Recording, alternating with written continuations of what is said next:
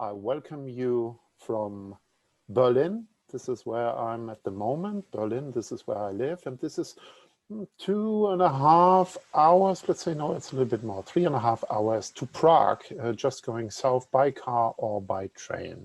I would like to take you to Prague and show you a Prague that it's maybe a little bit different or gives you a look, a view also behind the scenes, because I want to connect it with my personal story and also with some things that I think they are good to know about Prague, because it is a historical center of Europe, and sometimes we forget this a little bit, and I want to mention that. So Prague in our days, now at the moment, would be actually a blooming and booming center of tourism, as we know it from the images called the Golden City. 8 million people came last year to Prague, and that means it gets quite crowded. So if Prague will open again for tourism, be ready. You will not be there on your own. And mainly there are people from Europe that are coming for the weekend, just for the bachelor parties, for example. If the flights are going again, EasyJet and Ryanair, then you will find Prague like this. So it's, yeah, a historical center. Let's go back in history just a little bit, because the Prague that we see today, or that we could see today, is really shining, is beautiful. Don't get me wrong. It was never bombed in the Second World War, so this is something that really is good. But then in 2002, it got a really bad flood in August, and just 2 days. But the flood was so high that it really damaged a lot of parts of the old town. And this is where all is concentrated. It's 1 square mile where everything is that you want to see. So this damage, in June, I'm sorry, not in August, in June 2002, was then at the end something good. It turned out into a happy end, because Prague got a lot of money from the European community to restore the city again. What you see here on your right hand side, you see a street that is over flooded, and you see the street today. Houses got painted, trees got planted. There was a lot of money coming into Prague, and so we find the Prague that we see today. My Prague starts in the 80s, and it starts with this place that you can still find today, already existing since more than 500 years. It's one of the famous pubs and breweries, the Ufleku. In the 1980s, if you are aware of history, there was still the Iron Curtain, there was still the division in between East and West. So Prague was a place, I would not say in between, but Prague was a place where we from East Germany and East Berlin could travel without that much of regulation, and the people from the West couldn't come there as well. So we could meet our neighbors, our friends, or can make new friends. And especially at Ufleku, which had a kind of a cult status, there were these little pins that you could get every year, a new one. And for us, it was a kind of collecting things to get this colorful pins and put it on our clothes, because the places we lived into at that time, 1980, this is a photograph from 1980 from my neighborhood in Prenzlauer Berg. This is how it looked like. This is how we looked like in that time. So a kind of underground punk hippie movement. This is how we partied. The guy with the white t-shirt, that's me. This is how we made friendship that lasts forever, because we went together through a very difficult time. And yeah, that's me 37, 40 years ago. Yeah, okay. This is me then in East Berlin as a sound engineer in a band and a songwriter also for this band. Here it is, Mixed Pickles, a band from East Berlin. If you want to see and get to know something more, go on my website. There I have also a video that I did, because nothing exists anymore from that time. The only thing we could do was once than a record that was published in 1990. So we were a band that really suffered under the depression of this system, because we were not really conformed to the system. So we were political enemies, to be honest. But in 1988, we made our first concert outside of East Germany, and this was in Prague. And I remember we played at an open air, kind of open air festival at the airport at that time. And one thing I will never forget is the people didn't like our music, to be honest. They didn't care that much about this punk rock, new wave German lyric style, but our stickers, ironically in black and white, because stickers, something shining with self-gluing, was in the communist times something unbelievable. So they bought so many of these little stickers that at the end, at night, we all, the 8 of us, so 5 musicians and 3 technicians, went out for dining, and it was paid all with the money for these little stickers. Yeah.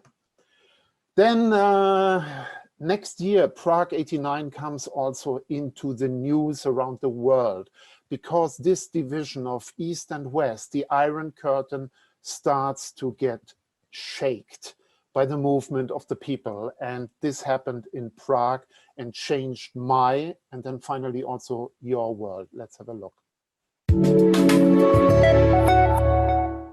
Jens Hase's life story is deeply intertwined with German reunification. Having grown up in communist East Germany 25 years ago, his dream came true.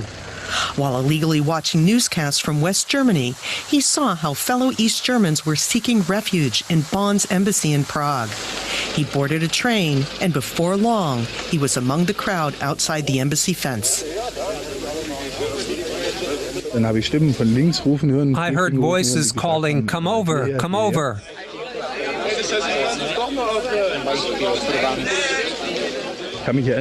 I remember being over the fence and that I was sitting in the mud, but it all happened so fast I can't remember everything.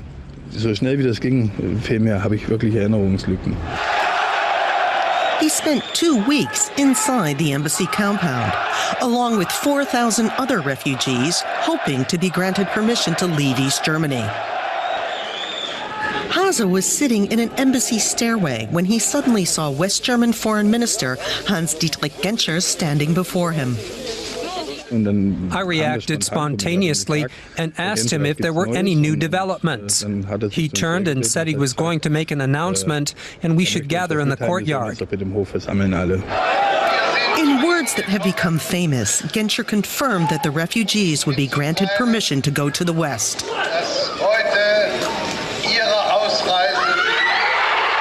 The rest of the statement was drowned out by cheers. When people ask me about it, I say it was one of the best moments of my life. It's hard to describe. 2 hours later, he was on a train, headed across the border to West Germany. He eventually settled in the Bavarian town of Günzburg, where he found work and fell in love. He never wanted to return, and says Bavaria has become his new home. Yeah, this was 1989 when Prague and the things that happened in Prague changed the world for us Germans, for Europe, and for the world. Let's go back to the historical numbers and sites and dates of Prague. 1348, Charles IV founds or starts their university. With this, it is the oldest university in German-speaking area. You might think about, this is Czech Republic, yeah. But till 1918, there was never ever a Czechoslovakia. There was a kingdom of Bohemia, and this kingdom of Bohemia was part of the Holy Roman Empire German nation. I will show it later to you on the map as well. And 1/3 of the population spoke German and was German background, 1/3 was Czech, and 1/3 was Jewish. So a little later, Jan Hus, a famous professor from this university, starts a movement that can be called one of the first Reformation movements in Europe. And he's 100 years before Martin Luther in Germany. He translates the Bible into Czech. 1415, then for this unacceptable thing, he has to go to Constance, and there he has to face the Diet as well. And the Diet ends in a tragedy because he is sent to death and he is burned on a stake. And so shortly before his execution, he says, now you will burn me on a stake, but in 100 years, there will be somebody after me, and somebody new will come. And it will be, he didn't know at the time, but it will be Martin Luther.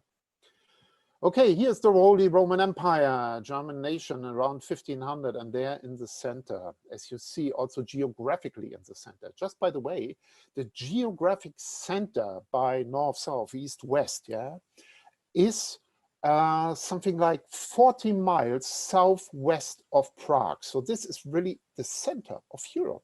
Yeah? So at that time, part of this empire, the kingdom of Bohemia, after the execution of Jan Hus, his people were not really happy about it, and they were called the Hussites. Yeah? And they started the Hussites uprising and war, and they started a kind of a movement and a kind of thing that became quite a tradition, because they had some Catholics, so not Reformed, not Protestant members of their Senate, and they just throw them out from the window. This becomes something that seems to be quite common. This is 1419. 200 years later, in 1618, there's a delegation from the Vatican, Catholics, yeah, sure, in the Protestant city of Prague. And what they do with them, they throw them out from the window. Sounds funny, it's not so, because it starts the 30 years of war in Europe. The half of the population later is eliminated, 30 years of war. The main subject is in between Protestants and Catholic states. But it's about money, it's about power, it's about territory. Talking about Prague, one thing is really in my heart, and I really would like to mention this also. If you ever get the chance again to go to Prague, you have to visit these places directly in the city center. Prague has a long ongoing tradition and history of Jewish life. And the most well-preserved center or Jewish quarter in all over Europe, at least what I have seen. It has not been destroyed, so the synagogues, like the new old synagogue here called, are still there. They are restored, they can be visited, and I really, really would force you to see the sites, because it's a deep impact on Jewish culture, on Jewish history. Sure, also about the Holocaust, also about what we Germans did to the Jewish population. So in 1945, this third of population in Prague and the Czech Republic was gone. It was not there anymore. The Jewish cemetery, which is a very impressive site. And to me, the most astonishing prayers house, to be honest, that I have seen in the world so far, it's the Spanish synagogue. That's really something that touched me, goosebumps again, when I think about Prague. Yeah, I talked about the time when the Czechoslovakia, when it was mentioned for the first time, and now we come back to your continent. You had a very brave president, yeah, for 8 years, 1913 to 1921, Woodrow Wilson. And there was the First World War, sorry, I have so much used to the second. The First World War. And till 1917, the United States didn't join it and didn't want it to join it. Finally, they went into and they ended it.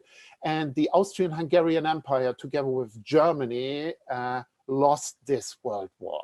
And Woodrow Wilson had some brilliant ideas about a new arrangement of Europe and a new thing about peaceful living together. Unfortunately, he was not the only one that had to make decisions. The British and the French wanted so much more. Anyhow, under his idea, there in 1918 in Philadelphia was signed up the idea to found Czechoslovakia. And there we have it.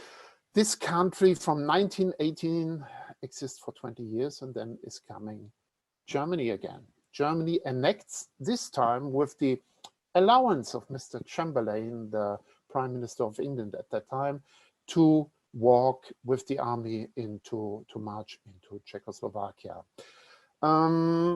Back to the 3/3 of the population, at least the German population is quite happy to tears that the Germans march into. Not everyone, sure. Not the Jews, for sure not. And not the Czech ones. So in 1942, we have an assassination that works because with parachuters, I guess you call them, special forces, special troops, Czech guys that are coming and that are brought by the British Air Force, they land secretly on a secret mission in Czechoslovakia, and they kill Reinhard Heydrich, one really of the architects of the Holocaust, one of the worst guys ever that came from Germany. So well done, boys. Anyhow, these are two of them. The mission went on, but the Germans, we take terrible revenge. We eliminate 2 villages, kill all the men, send all the women and the children to concentration camps and burn down these places, Lidice and Ležáky. Then it's 1945, it's this time of the year, a little earlier, a few years earlier, and the Russian army liberates Prague. Now again, we have the scenes, there are tanks and soldiers in the street. This is for several years really a quite common thing in Prague. Sometimes you are happy, sometimes everyone is happy, sometimes just a part is happy. Okay, they are happy that the Germans are gone and that they are liberated. Then comes 1968. Now the Czech people, like we in East Germany, are under the Russians, and we have to face a communist dictatorship. In 1968 is growing a little bit of hope, and it's called the Spring of Prague. People are demonstrating in the street, and now the Russians turn back their tanks. That time they are not welcomed by the locals, and this uprising, this hope for it's called a communism with a human face, what they are looking for, is really teared down by the Russian army. But then in 1989, we saw what happened in the West German embassy with the refugees that hid there, that made their way into the embassy to get into freedom. The wall is collapsing in between East and West. The Iron Curtain collapsed. The communist system breaks apart. And in 1990, there's the so-called Velvet Revolution in Prague and the Czech Republic. And it's led by a man, the third time goosebumps to me, Václav Havel. Very brave one. I think as a president then that he becomes in 1990 and he's ruling the country till 2003, he's one of the most, because he's not a politician. He's actually a resistance person from the time during communist time. He's a writer, yeah, he's a poet, and he's a very, very brave guy. He's a man that the people love. They can identify with him. He's somebody that it's then also accepted and loved by international leaders. Yeah? He's really, yeah, a light shining, a star shining over Czechoslovakia and then the Czech Republic. He meets and he's friend of the really important people. He's a friend of the cool people, sure. And watch out for these American artists. Václav Havel was quite called also a pop star, but I think in a good way, in a very, very good way. So these are 2 images from Prague that I did by photographs. I hope you can come back there soon. I hope we can start tourism again. And I hope I can take group pictures and show you my side of Prague and my love and share my history of Prague. This is from Berlin, Matthias. I say in German, thank you very much, Dankeschön und auf Wiedersehen.